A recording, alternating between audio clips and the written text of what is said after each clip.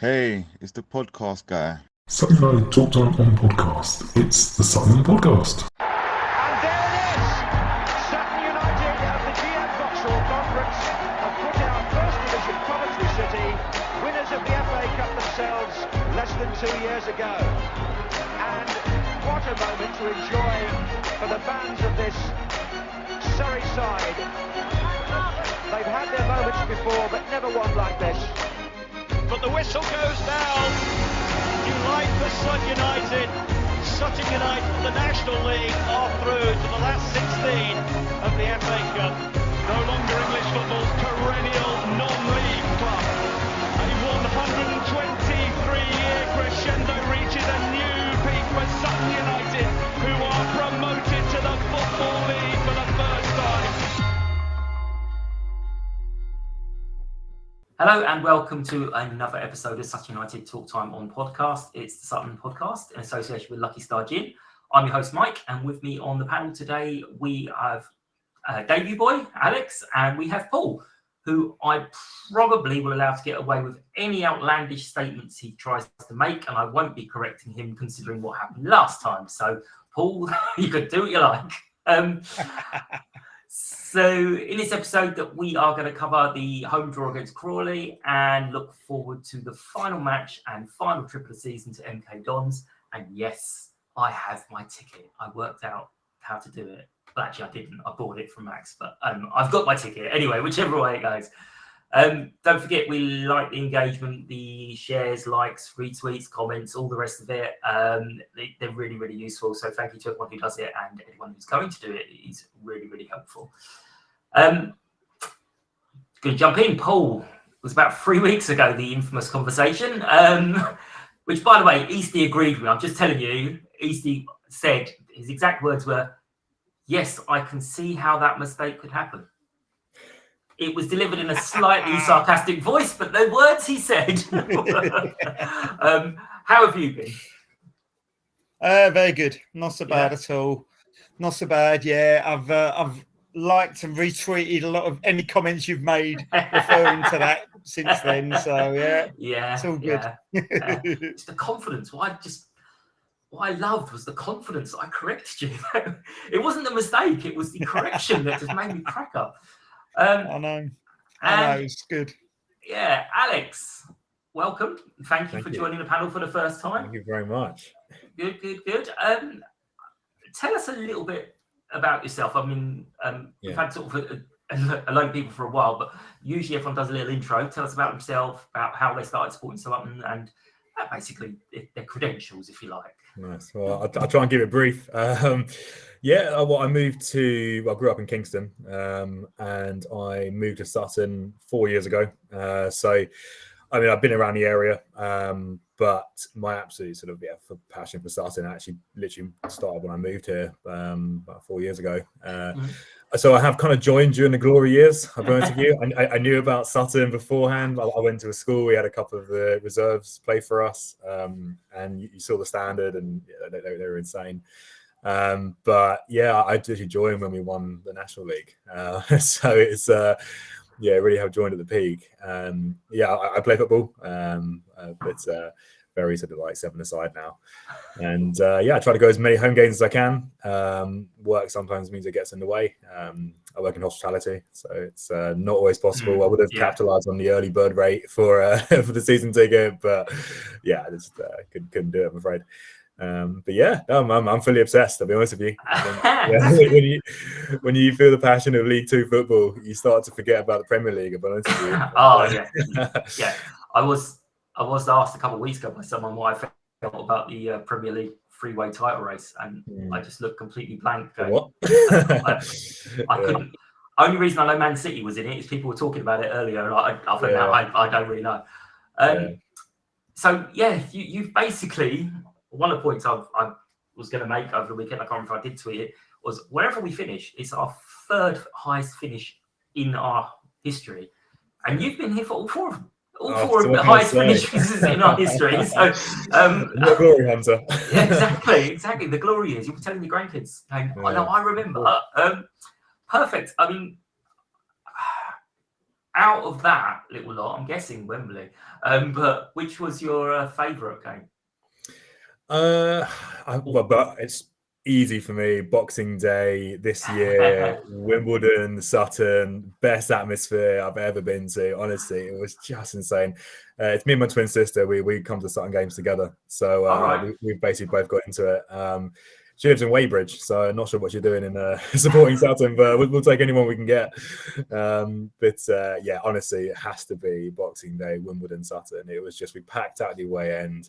It was just unbelievable, and it was great turnout. For me, that has to be the one, 100%.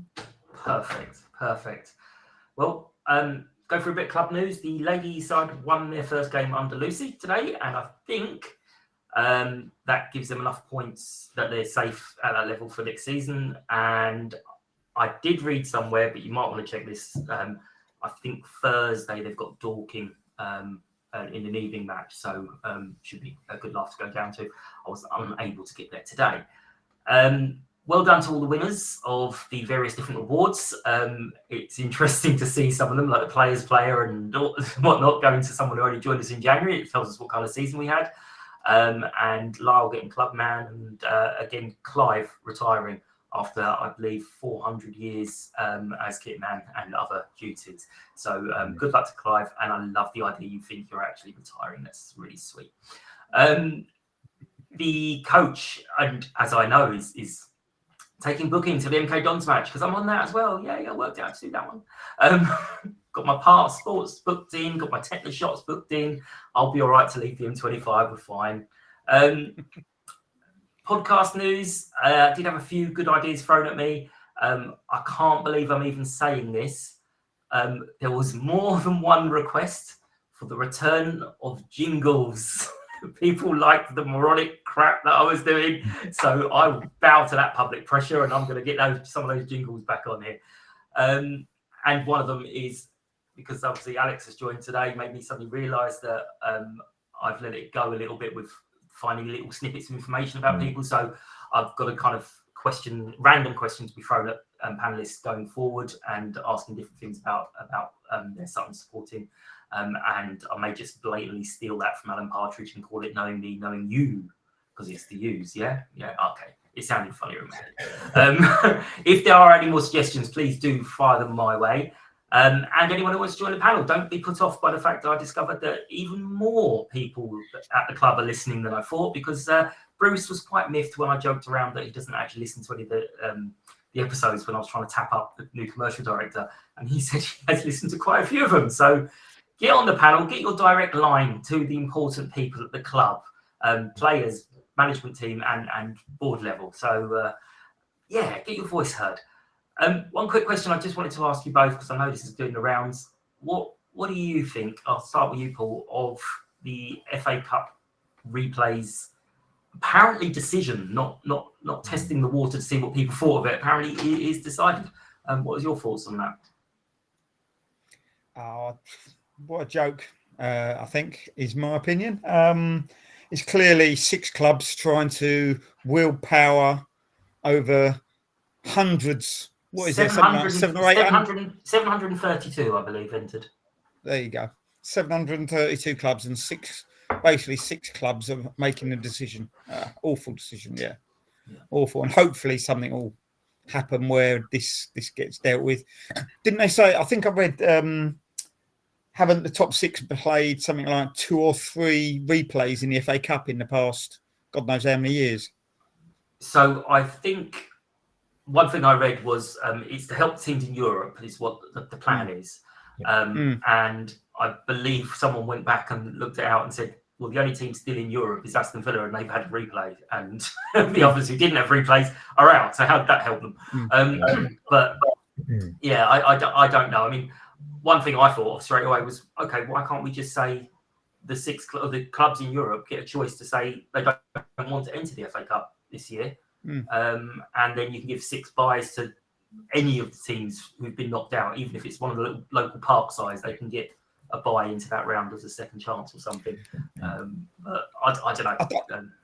I don't know if there'll be some sort of compromise where, I don't know, can we let those clubs in Europe agree if the other team will, that there won't be a replay or something like that, or can those fixtures be swapped so that it is played at their ground? So say if a lower league club want a payday, that can happen. I don't know. I really don't know what the answer is, to be honest with you. So, but Alex, what are your thoughts on it?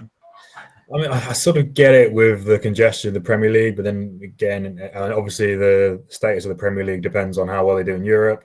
I get that, but then it means you're not thinking about the other three leagues. The beauty of the FA Cup is almost for that replay. I mean, we'd have loved a draw, and we were doing quite well for, I don't know, let's say a Man United or a Liverpool.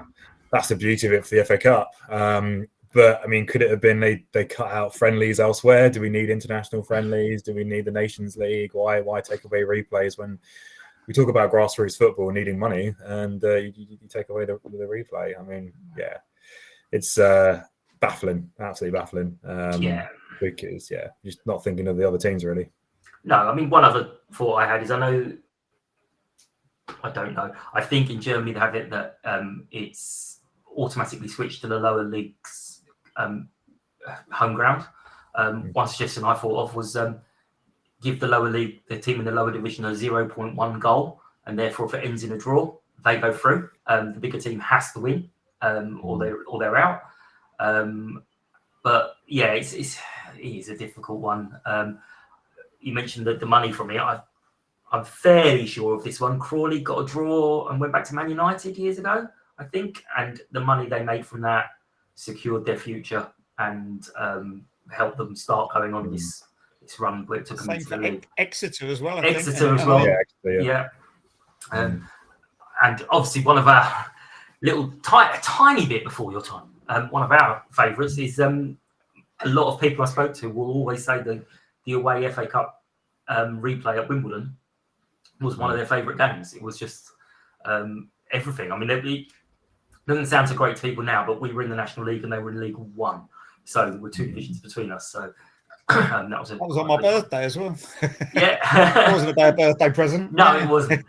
I remember standing there, little Josh with me at the time. He was a lot younger. And he's like, are we going to move? And I was just standing there staring at the pitch going, what happened?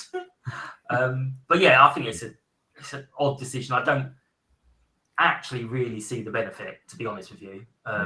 How does scrapping replays in an FA Cup, which is the oldest knockout competition in the world, from round one, going to help any of the teams who don't enter till round three anyway? So I just think it's baffling and odd, and I'm echoing what everyone else has said. So I don't think anyone, a couple of people I'm fairly certain are trolling and saying what a wonderful decision it is. I don't know. But we will get to the match. We have to talk about the match. How did you guys do on lineup? I don't know if anyone even still does this, but I got 10 out of 11. The only one I had is I kept Eastie in instead of Ollie. And once again, I was proved brilliant there when Ollie scored. Alex, how were you feeling about the lineup, and was it as you expected? Yeah, I mean, I always just end up swapping Buteman in for Eastman by accident, but I like the lineup. Coley's my favourite, by the way. So as long as he plays, I'm happy. Yeah, I thought it was all right. I like that we switched throughout for the season. I think this actually is probably our strongest lineup. I did go for a bit of a Duke McKenna sort of fanboy phase, but I think he does work well as like a wonder sub. Yeah, I think it wasn't too defensive. Did Adam Malaki, did he ever start as a left back when he first joined us? Or have I got that wrong? Has he always been a left winger? No, he's a left back by trade. Yeah. I think we've just pushed him forward a little bit. I love that. More. Yeah, genius. The last few games I've noticed he's been further upfield, and I love it. Yeah, I thought it was I think this is definitely one of our best best lineups. I think. Yeah. I think he was left back for a while. I mean, a couple of games, and then we went to kind of three at the back, and he was left wing back. Yeah. And then we brought Sam in, and the two of them have worked really well together. Yeah.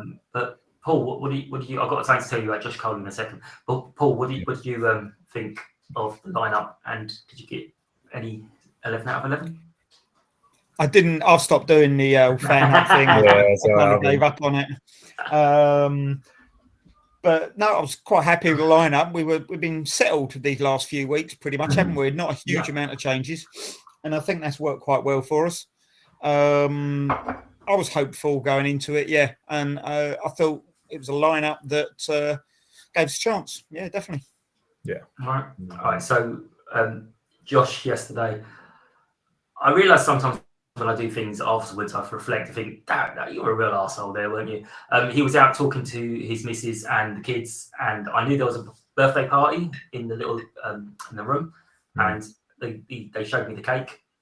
And it was where the little girl had been mascots over time, and she had a picture of herself as a mascot on the top of the cake with all different players, and one of them was Josh. And the woman had mentioned that Josh was her favourite player. I saw him, but I went, "Josh, 2 seconds, let's go." And I dragged him through the bar. I went, "Oh, do you have to get back in?" He was like, "Yeah, I'm starting." I was like, "Right, anyway, come on." I'll tell him all you haven't got time to sort. I'm showing the cake, and then all the kids coming up to him and cuddling and all the rest. I'm like, "Oh, I've really messed up here." But he got back in time, so I just apologised to his missus. So, but yeah, I just realised afterwards I shouldn't have done that. That's probably Steve would be very cross. But what were your thoughts ahead of kickoff? Paul, we'll start with you. Were you expecting or hoping for a win? Oh, 100%. I mean, it was optimism, which is very unlike me. But I'm usually a pessimist rather than an optimist. So I was optimistic we would win. But I know Crawley were a good away side. They've been doing very well. One of the better away sides in the league. I think top 3 away side in the league. So I was a little bit cautious. I actually brought a couple of Crawley fans along, and they stood in our end as well. But they're pretty quiet and weren't causing any trouble or anything. So they come along, and they were saying before the game, we make mistakes. We are capable of making mistakes. We did it against Colchester, and we could quite easily do it against you. They like playing out in the back. So I was hopeful that something like that might happen, and we get a bit of luck go our way, and we might just about manage it and put that pressure on Colchester. And Alex, what was your I'm ever the optimist, honestly. I just think we're going to smash it every time. I went in pretty confident. I like the lineup. I think we're settled, like you said. I don't know. I just thought that it was a must-win game. 3 points was a must. So I honestly thought we might get a 1-0, 2-0 sort of. Just get through. But yeah, it was a good game. I thought we were going to win. Right, I'm not really sure I'm liking where the Football League has changed people, Paul, because there's you, there's Claire, there's quite a few people I've spoken to who they've turned from these pessimists to optimists. And I'm like, whoa, where's all this? We're 4-0 up, we're probably going to still lose this. Where's all that gone? Steve mentioned that he felt we struggled for the first 15 to 20 or so. How did you see it? I see you nodding there, Alex. So yeah, I was going to say at the start. I was a massive optimist, and then first 15 minutes they played well. Honestly, they were good. I got nervous. I think their player Kelly, from memory, was pretty good, and they just passed the ball around really well. We had our chances, but we looked a bit. First 15-20 minutes, we for some reason our left and right backs. Not saying Jackson and Hart, but just that air. Oh, we may never know. Oh, he's gone. Oh, he's back. Go on. You were saying Jackson and Hart. Sorry. Yeah. Just a. We're never going to hear this. But just those areas like. That's all right. You just came back. It's all right. Don't worry. We get the. If I can't tell, just. Sorry, listeners. The fullback areas. That's all right. Yeah, just those areas. Yeah. Yeah. Paul, how did you see that first 15 minutes or so?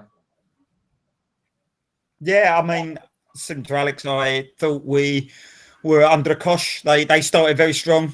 Like, as you saying about Liam Kelly, he's such a tricky little player. He's a small player, a bit like Duke McKenna, I suppose, and he's very good on the ball. He's their playmaker who creates things for them. was concerned. I was thinking, here we go. This could go badly. Maybe the pessimism started to kick in. Well, Steve made quite a few saves, but I have to say they were quite shockingly poor at finishing. I even turned to you, Paul, and made a very outlandish statement at one point. But their finishing was awful. I know we had a few half chances. We kind of went straight to the keeper and whatnot, but they were blazing it over, blazing it wide. Did that not give about you any 6 hope? yards, 8 yards out? I think that might have been the one that I said. Yeah, I'm fairly sure I would have scored that. And you've played with me. You Yeah. know how this. I don't even want to be on the pitch up there. But were you getting a bit of confidence from that? Because it was kind of getting late in the half before they did anything really. Paul. Was that to me? Sorry. Yeah.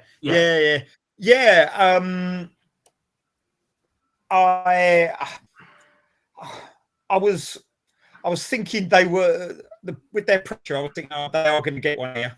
Something is what we do. We've been capable of a mistake, or giving them that chance, you know. And I know they missed a couple, but it almost always feels like a team are going to score against us, you know. So I was almost waiting for it rather than hoping it wouldn't happen.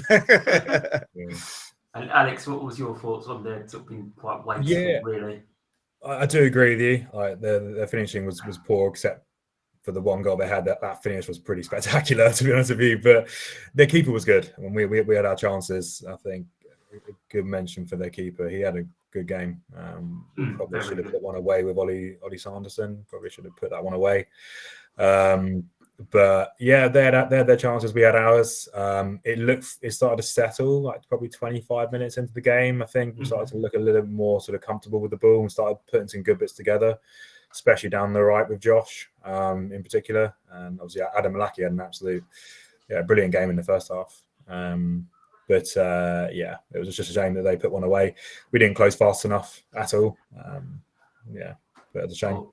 Yeah, that was my next one. Is just before half time, I thought I'll go for a quick pee before everyone else starts charging in there. I was told it was a good goal, but could it have been avoided? I've watched it back, but did you feel it could have been avoided, Alex, or was it just? Yeah, 100%. It goes back to what I was saying earlier about just that left side of we didn't close fast enough at all, and then we end up having like two players on one winger, and then there was just that lot of space. And if you watch the replay, I think he had about two or three touches before he steadied the ball, and like we should have closed it.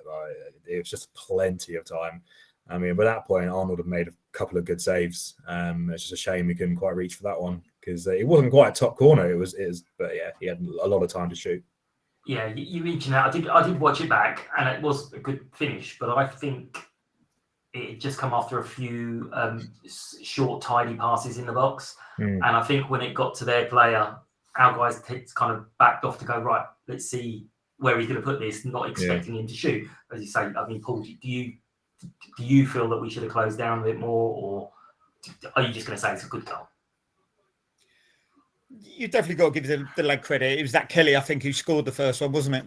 Yeah. The tricky player. And I was quite impressed that they didn't just try and shoot on a half chance. They kept knocking it about to try and create the chance. It's almost like they wanted to just give that Kelly that little extra bit of space. And I think, as I say, the credit has to go to him there. But yeah, we haven't been getting close enough to teams defensively quite a lot this season. And I know we've shored that up recently, but we still have that in us, I suppose, to give them that half a chance. But as I say, credit has to go to their player, to be fair, and he was a well taken strike. Yeah, so, I think you're right, Paul. I think we thought we were going to pass it across the box, but then he just ended up shooting. From my angle, the whip on it was pretty impressive. Probably doesn't make it look as good, but from my angle, it was quite nice. Quite a nice goal, but we won't dwell on that too much. Yeah, no, absolutely not. So here's the next one. Second half starts with 1-0 down. Did either of you, because I didn't, see Charlie's goal? No, because Paul, I'm fairly certain he did the same. he shot, he hit the bloke. Everyone turned towards the referee, screaming for handball. And you're like, what's he whistling for now? I mean, how's the ball got in there? I mean, so did you see it, Paul, or not? I saw it. Yeah. Oh, I was still watching. Yeah. Well, it's down to you. I mean, it was a bit lucky, wasn't it? Really, it's hit he's hit a good strike, and it's hit the player seemingly on the hand. I didn't actually. It was in a bit of a. It was quite crowded in there, wasn't it? Mm-hmm, so I didn't really see exactly whether it hit his hand or not. But I obviously saw it loop up, and keeper was pretty stranded with it. He didn't get anywhere close to it, and I thought it went off the post. But in watching it back, it looks like it didn't quite. But it was pretty close over to that side, and he was a little bit stuck. He didn't move particularly, did he, the keeper? So no, it's just you need that bit of luck, don't you? Absolutely. I mean, give the referee some credit there, because if he had put the whistle in as everyone was screaming for it, then we would have got a penalty. We may not have scored it. But so, Alex, how did you miss it? Same reason? Or I'll be totally honest with you, Mike. I was having a pint in the clubhouse. It's quite funny. I was having a pint with my dad, and then obviously Sky Sports was playing. It says 1-1 Sutton. I had no idea. It came out, and it's the 49th minute or something. I don't know where the time went. Never get a pint at half time, because you've got about 3 minutes to drink it, and completely missed it. I'll be honest with you, Mike. At least you bought some beers at the club. That's fine. That's fine. The last game I was at, I actually missed. We scored just after half time again as well. I missed Stockport, I think it was. So it was the one we brought out. I can't remember who it was against. And I said to someone I was chatting to, I'm going to go out quickly. I don't want to miss the start of the half, because I missed the goal last time, just after the second half. And I got round, and I was in place literally just as the goal was scored. So timed it well. That must have been Accrington. That was it, yeah. So Ollie then scored a very well-taken goal. I know he scored a few now, but I think it's probably his most composed finish. What did you think of that? Alex, we'll start with you. And also, Charlie was very enthusiastic with his celebrating. He's like... I wanted to say... about Charlie. Goal was well taken, but we'll come back to that. But Charlie, honestly, just one note on him. Yes, he's a lone player, but the passion he has for Sutton is just fantastic. Like, after that goal went in, he's like a club legend at this point, because he's acting like it. It's a shame that he's on loan, but the goal was good. Like I said, the keeper Normally actually had quite a good game up until that point. But again, we pressed, and when we press, we create chances, and when we set back, that's when we concede. But yeah, fair play. I would have squandered it, but he did good. It was nice to see. I was worried at one stage when he was bouncing up and down the sidelines that he's going to trip over the covers. Yeah, that's his ankle gone or something. But Paul, what did you think of the goal and Charlie's bit of passion showing? Yeah, fantastic. I mean, taking advantage of being clinical and taking these chances is what it's all about, isn't it? Mm-hmm. As I said, my mate David, a Crawley fan, he said, we've got a mistake in us. He was at 1-0 up when they were 1-0 up at half time. He said, we've got a mistake in us. Don't worry about that. He reiterated it. He said, you're never out of it with us because we can do that. He says the keeper often does have an error in him. And it was his ball to the defender who didn't control it. So it was a bit of both, really, wasn't it? It's fallen to Charlie, I think it was, and he's obviously put it to Ollie, and he's been very composed in putting it in, but it wasn't too difficult a chance, and fantastic. I mean, I was going a little bit mental when in celebrating, but we're happy with that, and I was just thinking, is this going to work? Because I think, was it second half, Notts County took the lead? I can't remember. But I think it was a similar sort of time that Notts County had gone 1-0 up, and we were then 2-1 up, and it was like, okay, there's a point in it now. If this stays like this, well, game on. Who knows? I know through his dad, Charlie loves it here. Doesn't necessarily translate he's going to stay, but I'm trying to work on Easty to tell him how great it is to be at a club where you're loved. It doesn't matter what division, somewhere where you're loved is more important. So we'll work on that. We'll keep working. Also, there's definitely some love there because his dad has got booked a coach and a whole load of tickets for a family to come up and watch it at MK Dons. So there are an awful. I think I had maybe 40 friends and family coming to watch. So that's going to boost our away numbers. But there was a late equaliser. We could be talking about various goals this season where we had a slip, a block, and a loop, and it's gone in.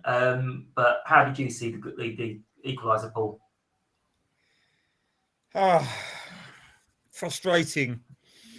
Very frustrating. I mean, there was a few opportunities to take a player out in the build-up, wasn't there? Mm-hmm. It felt like, was it Omar who took a card a bit earlier in the half and took a player out?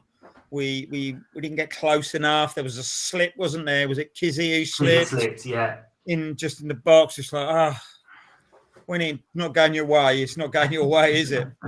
So, and again, I mean, yeah, frustrated, really frustrated. And it's like, we worked so hard to get ourselves back into this, and we still managed to have these little mistakes again. It's gut wrenching. Yeah, and then number 8 chose to celebrate in a slightly different way. Instead of getting his crowd going, he's run past our main stand and our bench with the old shush. Like we make a lot of noise anyway. I don't know why he's trying to shush us, so we're real quiet. Yeah. But Alex, how did you see the equaliser? Yeah, I agree with Paul. Shame. I mean, we sat back, and that's when we conceded.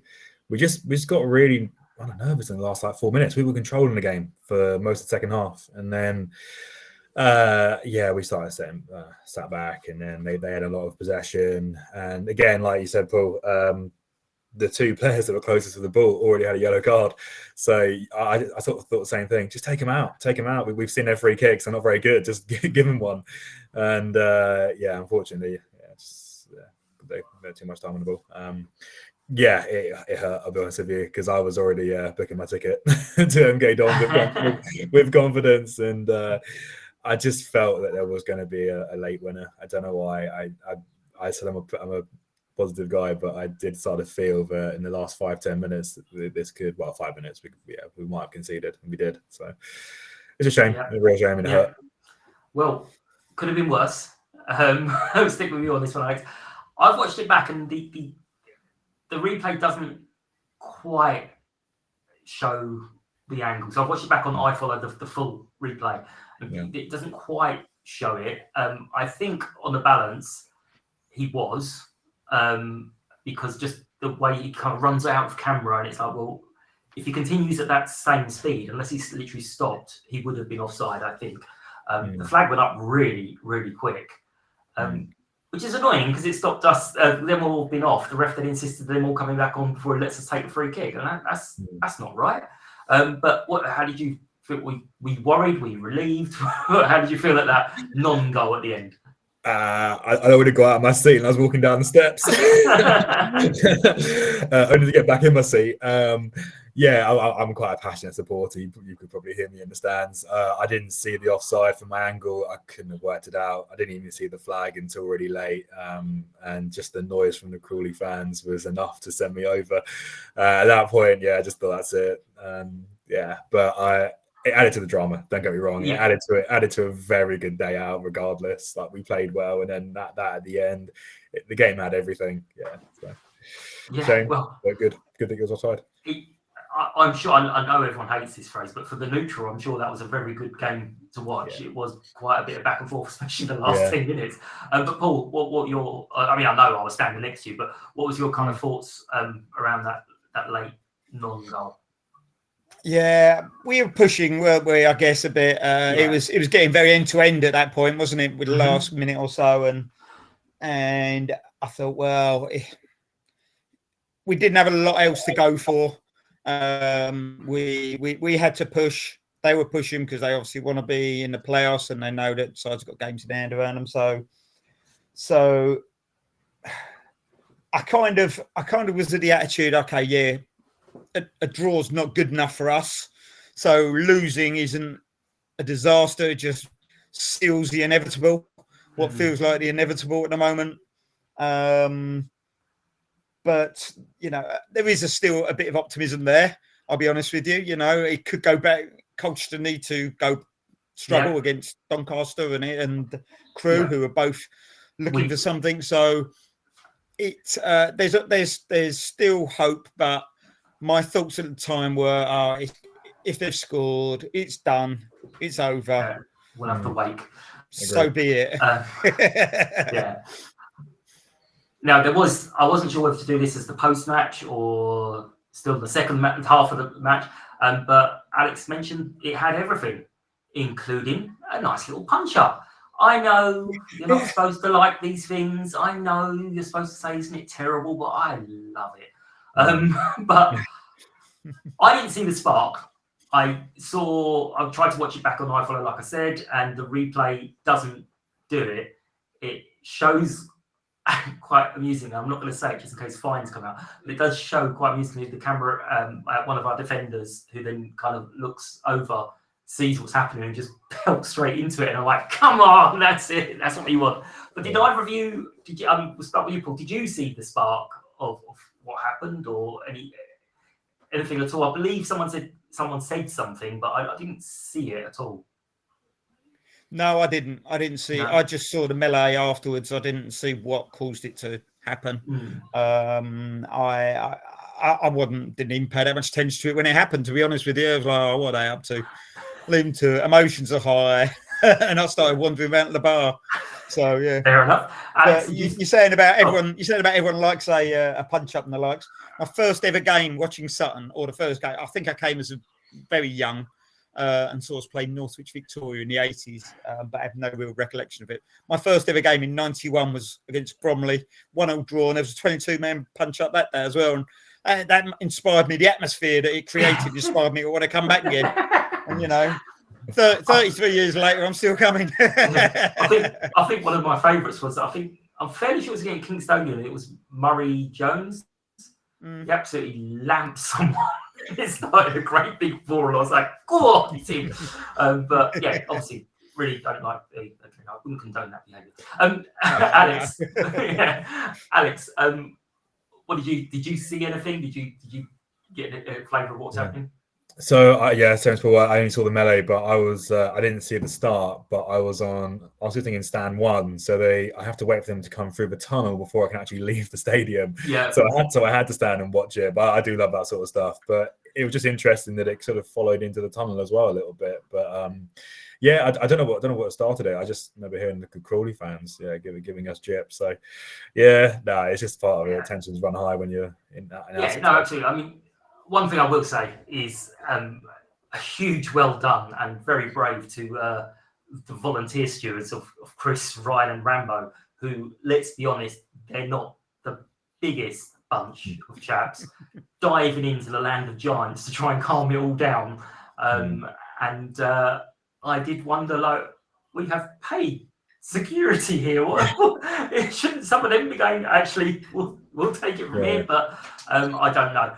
I know we'll probably get a fine for it. But Steve Morrison didn't seem that bothered by it at the time. I was looking at him thinking, is he going to get involved? But no, he just was walking around the edge of the circle. You probably don't need to. You know, he's got all these big lumps to go. Yeah. You touch my boss. Come on, in you go. Right, so the point, Paul hinted towards it. It keeps the diminishing hope just about alive. It is a flat line, but every few seconds there's a little beep. However, the sequence of results we need is not stupid things like we need to win 6-0 or someone needs to lose 6-0. There are 7 goals between us and Colchester. There's a 7-goal difference. If they lose both their games and we win our game, all 1-0, it's only a 4-goal difference, okay, which we're down. But actually, it's not beyond the realms that Doncaster could do 3 or 4. Colchester could lose 2-0, 3-0. We could win 2-0, 3-0. If we go into the last game knowing we need a big result, and MK Dons help us out by putting a quiet side out, it's not beyond it, because even if we get the 7 goals, we then scored more goals than them. So we'd stay up on goals scored, which would be hilarious. But What are your thoughts, Paul? How realistic do you think it maybe is? It's not. I mean, I think the words I was using for quite a while is just because it's not probable doesn't mean it's not possible. But what are your thoughts, Paul? My thoughts are it's the hope that kills you. I've said that term so many times. There's still that little bit of hope, isn't there? My thoughts are I think Doncaster are perhaps going to have too much for Colchester. I'd like to see it go to the last day. Yeah. Let's start with that. Let's see what happens Tuesday, and let's hope that Doncaster are desperate for those points, and that will get them in the playoffs. Yeah. So let's hope Tuesday that happens, and then we're in for a chance, and go from there really. But will MK Dons rest some players? You know, they're in the playoffs. They can't. No, sorry. Their position can be changed. I think Barrow have got 6 points behind them, but they've got a game in hand. So if Barrow gets 6 points and they lose to us, then they won't finish in fourth. No, it's 7 Go points. on, correct me. Oh, Go on, I dare you, correct me. No, I'm just looking at the table. Yeah.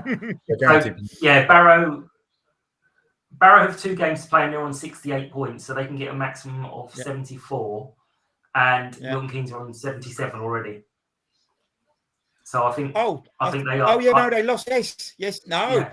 I bow to your not knowledge. Ingenious. Not knowledge. I've got the webpage open. No. Barrow. When I looked, Barrow were beating. I think they were beating Doncaster, and Doncaster came back and beat them. Yeah, they came back quite late. That could be why it was. Yeah. That's what it is. So Milton Keynes can potentially rest players then, if need be. It is a week though, isn't it, until the playoffs start? So would they need to rest players? It's not like National League where you'd play on the following Tuesday or something. So is it 2 legs or 1? The playoffs. I've never really been interested enough. In our division, I believe it's 2 legs. Yeah. Oh, okay. So they still got another home game. I'm pretty sure it is. They could have another home game then. They don't have to put on a show for the fans or anything. What do you feel about the hope? Oh, it's still there for me. Just about. I mean, I'm going big 5-0 win for Doncaster. You heard it here first. They need the win. They're on apps.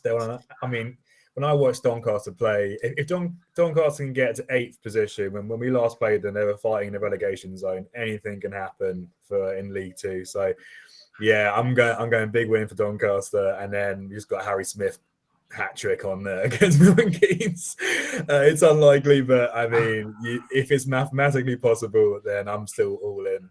Exactly. Doesn't matter what they're. Well, I'm still in 100%. Yeah, I mean, I did mention to a couple of people yesterday that I really do hope if Doncaster do manage to get into the playoffs and win those playoffs, they give Dino a fucking medal, because it was his penalty that started their little great run. So it's like, you need to give that man something. I mean, there's lots of people kind of mourning relegation, which you can understand. There was a bit of a conversation on the forum earlier, and someone was getting quite cross that other people still had hope.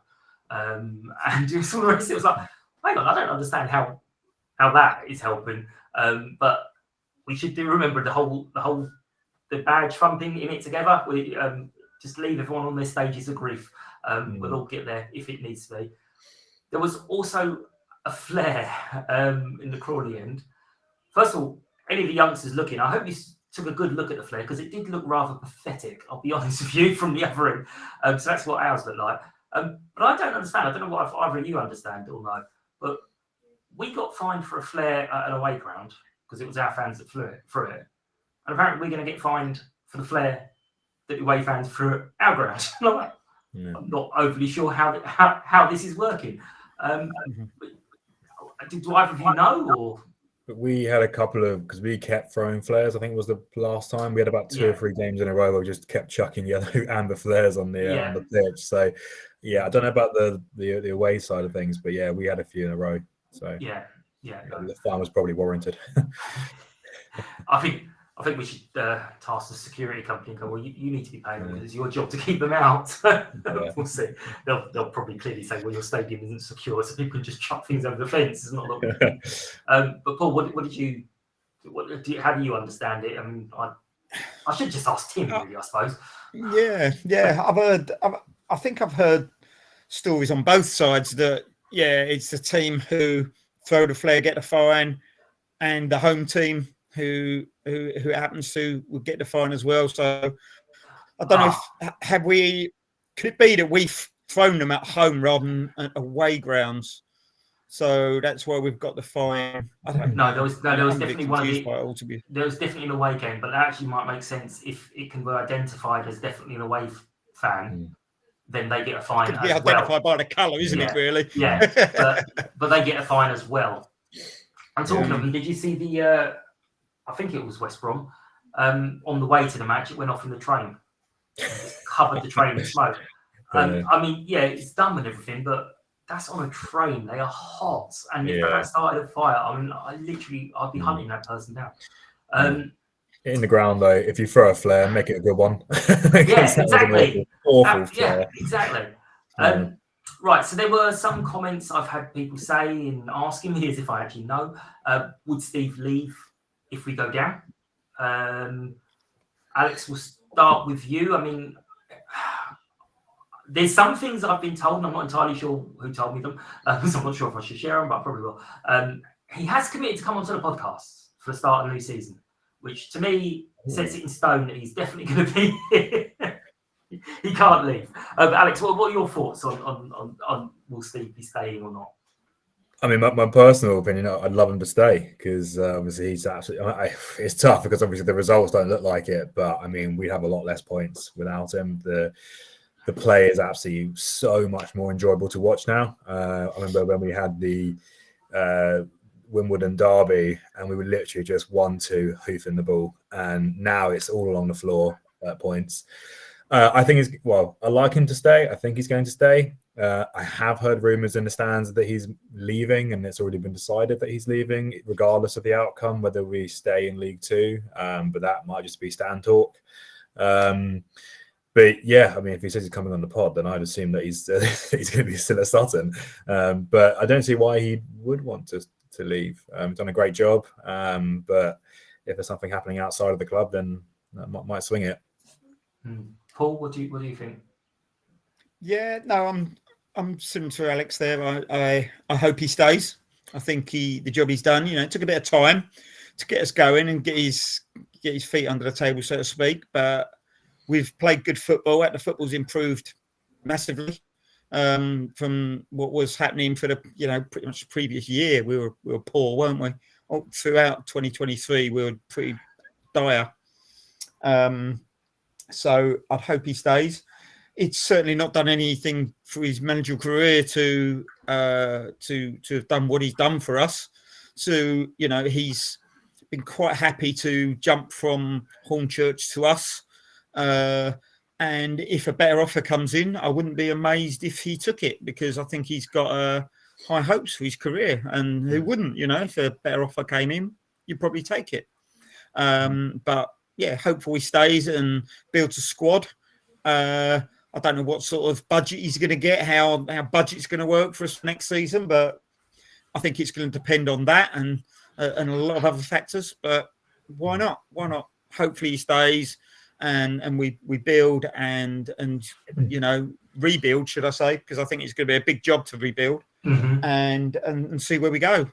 I don't think National League is a hugely strong league. We were talking about it. Halifax, Southend, Oldham, perhaps stronger sides. Other sides who are up there in the playoffs. Alty, Gateshead. Barnet, Barrow, Barnet and Bromley. Sorry. I don't know. Yeah. I'd like to think we can compete if we're going down, which likely. So I'd like to think. I want to know who his contacts are, because I mean the foresight to get Lackey in and Adam Malaki in. I mean, I don't know who he knows, but they are some wonder signings on loan and quickly. So he now would have other targets and other plans. I mean, one of the things I was told is there is a definite ambition amongst the management team that, in fact, the wording was, "There's no reason why our legacy can't be ensuring we get crowds of over 8,000 regularly." And I was like, well, the maximum, capacity is 5,000, so there's a good reason. But they're all quite big chaps, so I didn't say it. There's a definite appetite. I think he took the job with the knowledge that we are more than likely to get relegated. I said a long time ago that if we sack Matt, we are more than likely to be relegated because whoever comes in, it's not their players. He's proved me really close to be wrong, and I hope I'm wrong. But then the second side, I said, actually, I kind of had more belief that Steve would get us promoted again than I would had Matt stayed. Love Matt, obviously, everyone knows that. But I just think that if we do go down with Steve, there'll be a massive appetite within the club, within the board, that we're going to push forward. There's been various comments by various different members of the board saying, yeah, this isn't the end. This is just a setback. So that there is long-term plans. It sounds really odd because, Paul, you'll remember the days where plans seemed to be made on the back of a fag packet, and it was like... training was beyond the goal, wasn't it? Yeah, absolutely. So, yeah, there's odd to talk about us doing long-term plans. And obviously, we've got that commitment that he's going to come on the board. Like, that's going to make him stay. But you mentioned earlier, it's kind of an odd sort of situation, Paul. We're looking forward to Saturday, but actually it's hugely dependent on what happens out of our hands on Tuesday. But Alex, how do you feel that we're going to win this game? Do you think that they're going to play a weakened side and concentrate on the playoffs? Would you want us to do that if we were in that situation? I'll be honest, I actually didn't see that as an angle until Paul mentioned it about 5 minutes ago. So I'd actually see that as a real possibility. I would, if I was Steve, I would literally just play all of our reserves if we had the points in the bank, keep our players fresh. Although I don't know, as I say that, I would probably still want people want to score, players want to play. I'd assume he'll still field and get on still field a fairly good side, probably rest a couple of players. But then if it is a situation of goal difference, our problem is we've got a great midfield and a great defence. We haven't got that many strikers. So if we're going to do it, we're going to have to just put Dion Moore, Smith, Sanderson, 3 up front. I mean, yeah, I bet that's what I would do. But we'll see. I think it'll be a slightly weaker MK Don side. Paul, what about yourself? I mean, I asked a lot of questions there. I mean, how do we do it? And would you be playing a weakened side if you were in that position? Yeah, I think if they've got any injury doubts, perhaps, players who are taking a knock, they might rest them. Mm-hmm. I think they'll want a bit of momentum. I'm not sure what they did yesterday. Did they win yesterday, MK Dons? I'm not sure. But I know they got battered by Mansfield the week before. 5-3 win against Harrogate. Oh, was it? Okay. So, yeah, we know they can score goals. There's no doubt about that. So, yeah, if there's any players... They also concede. Yeah. But I think a want is quite important. They don't need to win. We need to win. So I hope that might have an impact on the outcome of the result. Yeah. If it's a bit tasty, a bit physical, will they want to be taking a chance that they could get injured? So if your top midfielder is running a ball and he's got Omar running towards him, he might think, "Oh, I don't fancy this, thanks." I'm not saying they will, but they've got to keep in the back of mind they've got 2 games and possibly a final at Wembley. What are your predictions? We'll go to the prediction league. Basically, Mr. Derby has to enter and he'll win. He's 6 points ahead, and the only chance that Andy's got is if Paul doesn't enter. It's quite interesting, that only a 2-2 draw or a 0-0 draw would have had this situation. Any other scoreline, except for like mad ones like 4-4, would have seen them separated somehow. I can see you both glazing over, so it probably isn't that interesting. Paul, you are guaranteed third, and Neil again, he's 5 points ahead of Ali. So, but he's got a better correct score percentage, so he really only needs to enter. But you're guaranteed third. But what's your prediction? What do you think is going to happen? Yeah, I think, and I'm never optimistic, but I think we are going to win, and we're going to put it back onto Colchester to have to get a result. They're playing Crewe in the last game, so if it is tight and we are still in it, Crewe have been absolutely abysmal. They were pushing for automatic promotion, and now they're just hanging on to the playoffs. So they need a result out of it to stay in the playoffs. But they've been absolutely abysmal. So whether they're going to do anything for us, I don't know. But all we can do is get the result, put pressure on, like I'd hope we would have, after the result yesterday. If we'd been 1 point behind Colchester, that would have been so much pressure on them. But wasn't to be. We need Crewe definitely to show up as we do Doncaster, and if we can win and get something, put some pressure on, we've got a chance. Okay, a lot of words. You haven't actually given me a scoreline, have you?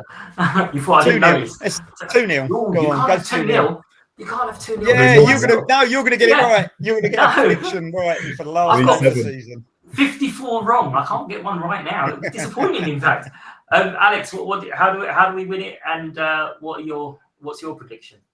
It's got to be 3-1. As much as I said it's going to be 5-0, I reckon 3-1. We've done it against Swindon. We've Accrington Stanley. I reckon we've got at least 3 in us. I think we'll have momentum. Couple up front. We can't just have Harry up front holding play. Need somebody to be running onto those balls. So yeah, 3-1 and 3 in defence and the rest up front. Definitely lump it forward. Yeah.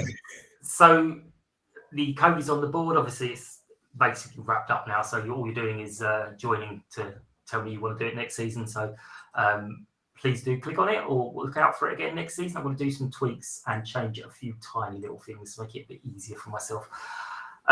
But we're going to wrap up this episode of Sutton Podcast. As always, we appreciate your ear attention. Still broken the cup, but I do have a new one. Claire got me a new one, and I think this is exclusive merch to push the fans game on the 5th of May, everyone. I will last about 30 seconds, I think. So I've heard someone who might be manager, and I fear that they might find it very funny to just keep me on the pitch as long as possible. But we'll see. But yeah, do follow on social media at Sutton Podcast across everywhere, really. Subscribe to the podcast, give me some reviews, give me the thumbs up.